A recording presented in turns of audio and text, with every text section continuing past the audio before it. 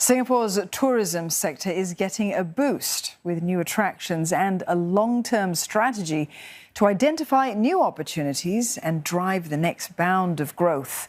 That comes as tourism receipts reached 27.2 billion Sing dollars last year. That exceeded expectations and nearly to the recovering levels of pre-pandemic levels.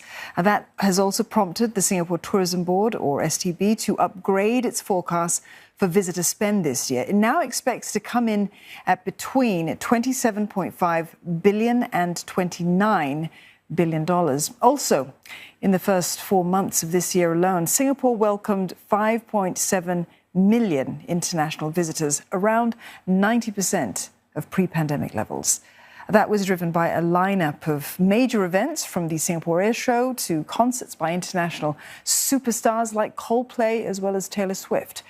To sustain this strong performance, STB is launching a long-term roadmap called Tourism 2040 to continue driving quality tourism from leisure and business travellers.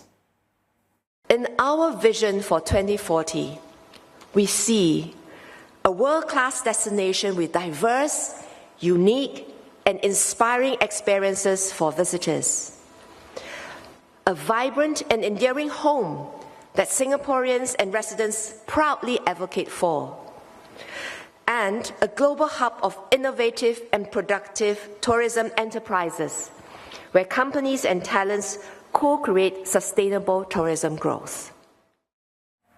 2040 may be some time away, but in the next couple of years, Singapore is set to welcome 2 new attractions. In the south, near Marina Barrage, a wellness attraction will be built by 2030. Details will only be out when the Tourism Board launches the tender in the coming months.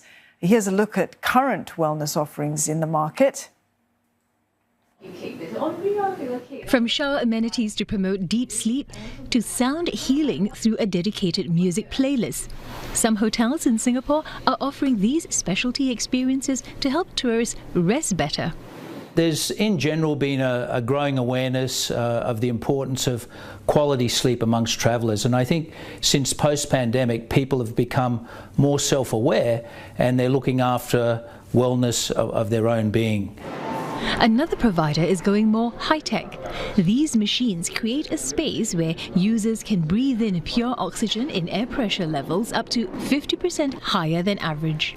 So the more time you have exposed in that environment, the more your body accumulates. So this has been proven with the research that can offset elements like jet lag and increase your body's ability to recover post-surgery.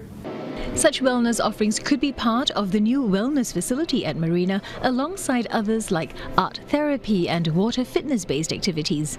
The waterfront location is one which is important in giving us that ability to then tap into that whole sense of water as a means to really heal and, if you will, give us a sense of calm. So I think the whole personality and identity of that district is one which will benefit as well from an attraction which plays to wellness. With the global wellness market expected to reach over $8 trillion in the next 3 years, tourism players may have to bank on rest to give visitors their dream vacation. The second new tourist attraction will be in eastern Singapore. That's where German car maker Porsche will open its first regional experience centre, about 20 minutes away from the airport. It will occupy roughly 90,000 square metres and feature a handling track of over 2 kilometres for car enthusiasts to test their skills. Visitors can also look forward to themed exhibitions, display cars from the Porsche Museum and racing simulators. The centre will also feature a larger number of electric vehicles as well as a fully integrated after-sales facility, the first of its kind in the world. Singapore is also for us an innovation and technology hub that really is a lighthouse for Southeast Asia and Asia. So that's why we thought it's the right place to explore for us what does the future of automotive retail mean. And this means new formats, new way of working. This means also that we will need additional workforce. If you think of it, there will be F&B, there will be instructors for driving, there will be marketing people and all sorts of new job roles actually for our company here in Singapore. Now, along with other developments in the Changi precinct like Jewel and the upcoming 5th airport terminal, the East is also looking to become a secondary tourism hub for Singapore. For a deeper look at how Changi can undergo this transformation, I'm joined now by Dr. Wu Junjie. He is Senior Lecturer at the Lee Kuan Yew School of Public Policy at the National University of Singapore. Dr. Wu, good evening. So first off... Good evening. Thank you for having me. It's good to see you. How possible is it going to be for Changi to actually become Singapore's secondary tourism hub? And what must be done to enable it to actually drive tourism?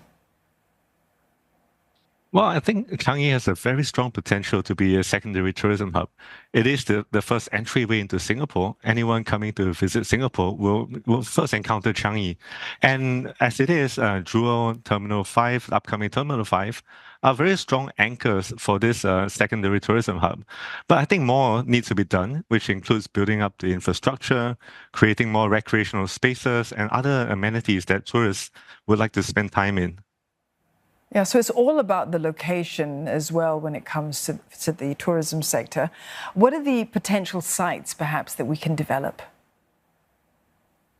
Well, the URA has in its master plan plans to develop Changi City, which is a waterfront precinct within the Changi East urban district. And I think that has very strong potential.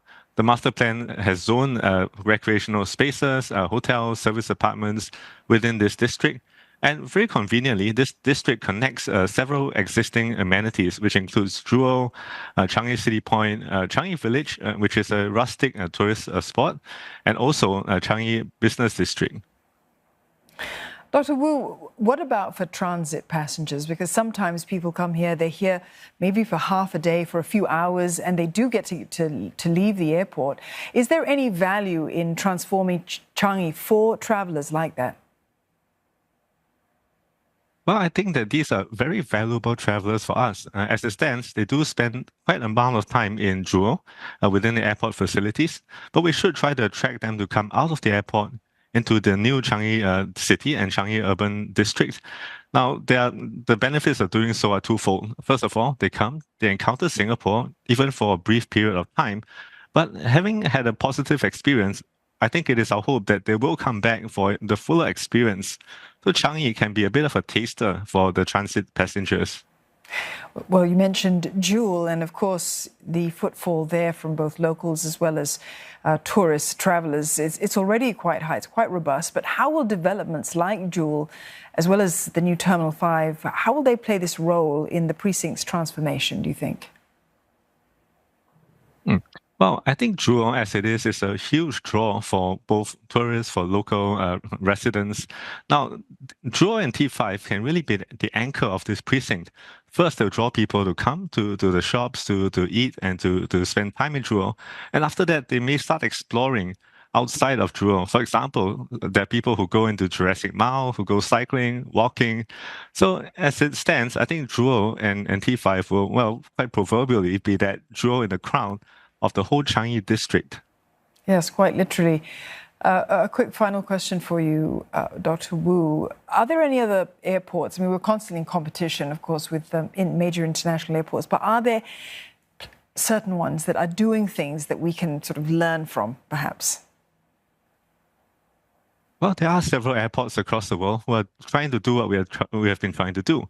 Well, first of all, there is Incheon Airport in South Korea. They have developed a focus on heritage. There's a Korean heritage and Korean cultural street. So I think showcasing our own heritage and culture could be something to consider.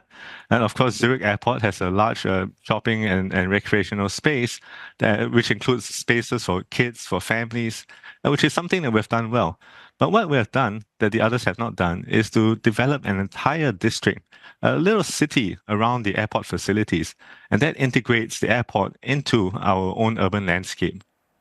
Right, future changes for the Changi area. Thank you very much, Dr. Wu. That was Dr. Wu Junjie there from the Lee Kuan Yew School of Public Policy.